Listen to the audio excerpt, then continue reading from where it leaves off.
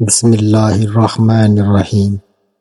حکیم لقمان کی عورتوں کو 5 نصیحتیں۔ اگر تم چاہتی ہو کہ تمہاری نیک اولاد ہو، خاوند سے ہمیشہ رزق حلال کا تقاضا کرنا۔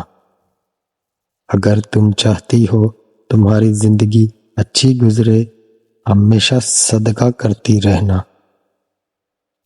اگر تم خاوند کے گھر میں خوش رہنا چاہتی ہو تو غیروں کی باتوں پر دھیان نہ دینا۔ اگر تم چاہتی ہو کہ خاوند ہمیشہ محبت کرے تو ہمیشہ صاف ستھری رہنا۔ نمبر 5، اگر تم چاہتی ہو کہ